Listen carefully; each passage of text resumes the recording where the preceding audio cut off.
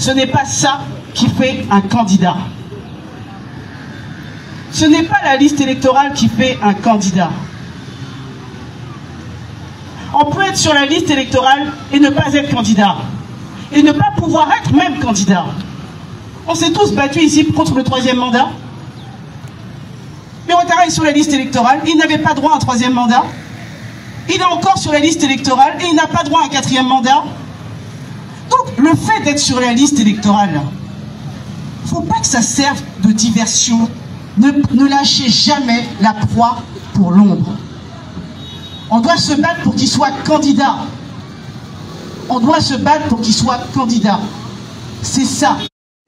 Chers amis, depuis Mafiré, Maître Abiba Touré, donc l'avocat du Laurent Gbagbo, du PPACI, le Parti du peuple africain, n'est-ce pas, porte-parole du PPACI, explique tout sur la liste électorale.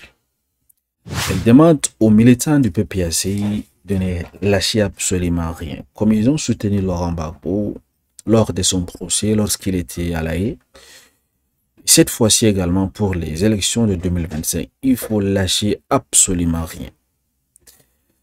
J'espère que vous avez vu la sortie du ministre Mamadou Touré. On va en reparler de ça juste après, n'est-ce pas, l'intervention de Maître Abiba Touré, parce que ce sont des sujets qui s'entremêlent. L'objectif, c'est pas la liste électorale. Enfin, une liste électorale où vous avez des enfants. Une liste électorale où vous avez des électeurs plus âgés que leurs parents. Une liste électorale où vous avez des morts. Mais elle n'est pas crédible. Elle ne représente rien. Ce n'est pas ça l'objectif. L'objectif, c'est que le président Laurent Gbagbo soit candidat. Alors comme ils sentent qu'avec cette liste c'est un peu compliqué, qu'est-ce qu'ils vous disent? Soyez malins, soyez intelligents, réfléchissez à un plan B. Bon, quand votre ennemi vous donne conseil, vous allez le suivre? Mais c'est parce qu'on a dit Gbagbo ou rien que Gbagbo est revenu. C'est parce qu'on a dit qu'on était gore, Gbagbo ou rien, que Gbagbo est revenu. Si on avait dit, ah, comme il y a un plan B, comme il y a un plan B, c'est pas grave, mais Gbagbo sera encore à La Haye. C'est parce qu'on a dit non, il n'y a pas de plan B, on est gore, on est Gbagbo ou rien. On est Gbagbo ou rien. Oui. On est Gbagbo ou rien. On est Gbagbo ou rien. On fait du bruit pour ça. Et nous là, on est gore, on est Gbagbo ou rien. Pas par fanatisme, mais par détermination, par conviction. Parce qu'on refuse que quelqu'un nous dicte ce que l'on doit faire. Le pouvoir est au peuple.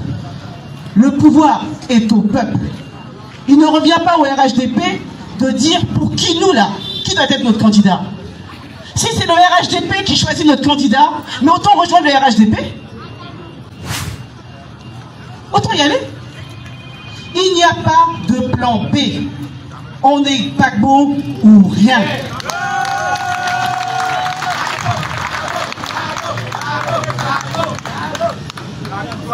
Deuxième arme qu'ils utilisent, et qu'ils vont utiliser, il ne faut pas qu'on se mente, c'est la fraude.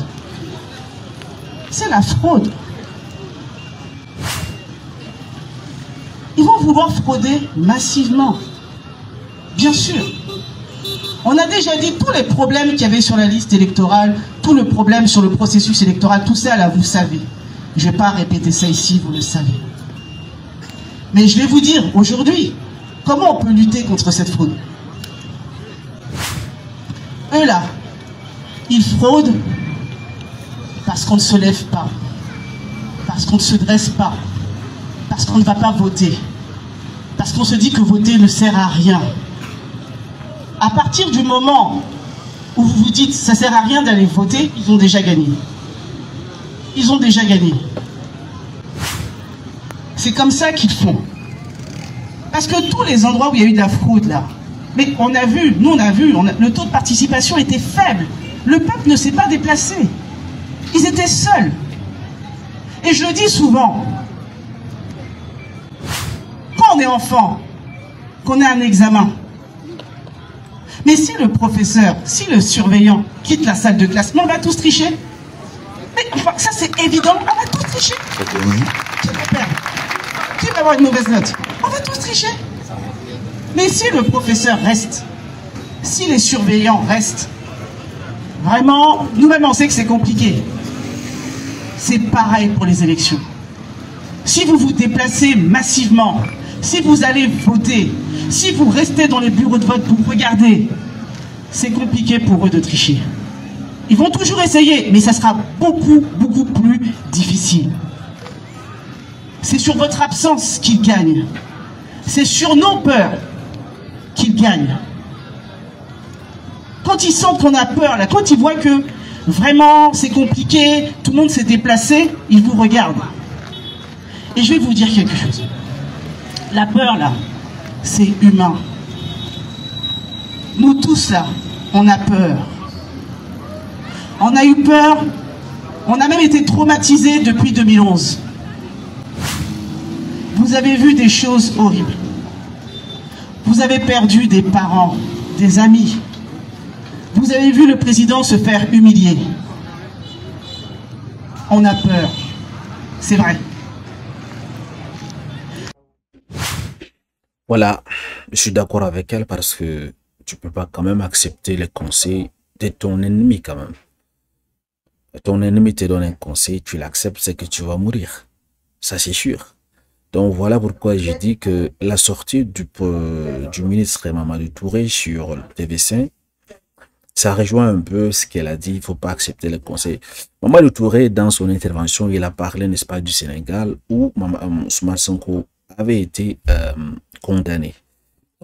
Comme il avait été condamné, il a dit qu'Ousmane Sonko n'a pas cherché à brûler le pays, n'a pas cherché à faire, c'est pas à manifester, à faire des choses bizarres, mais plutôt, ce que Ousmane Sonko a fait, il a désigné, n'est-ce pas, un autre candidat, c'est-à-dire il a trouvé un plan B.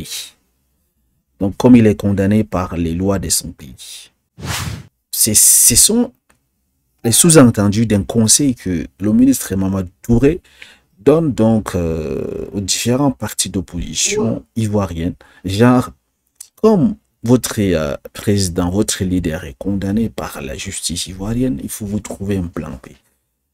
Voilà pourquoi j'ai dit que j'ai rejoint Maître Habiba Touré dans ça. Parce que si c'est déjà votre ennemi qui vous conseille, voilà ce que vous allez faire, sûrement vous allez échouer.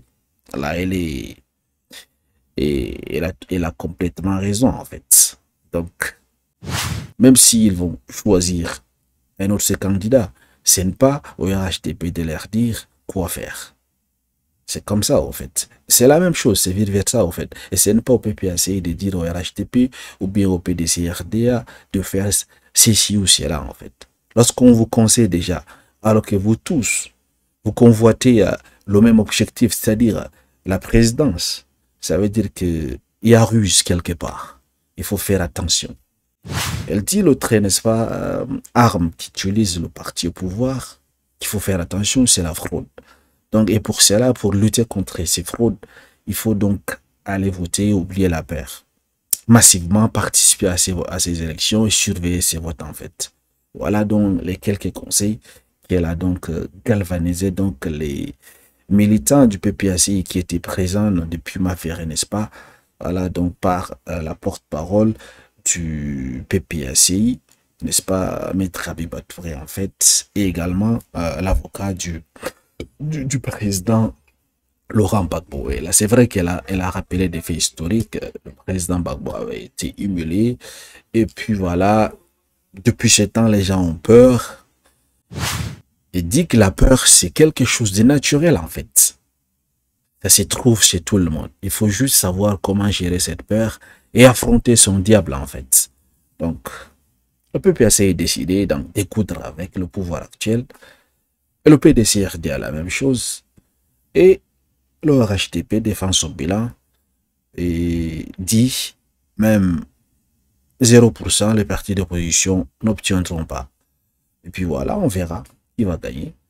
N'est-ce pas? C'est dans 6 mois en fait, on verra qui va gagner. Mais avant cela, il faut vraiment que l'histoire de d'inscrire le nom de Gbagbo, de Thiam. Il faut résoudre cela en fait pour qu'on sache réellement quels sont les candidats qui vont aller ou pas, quels sont les partis politiques qui vont participer à ces élections ou pas. Pour le moment, nous sommes dans l'impasse en fait.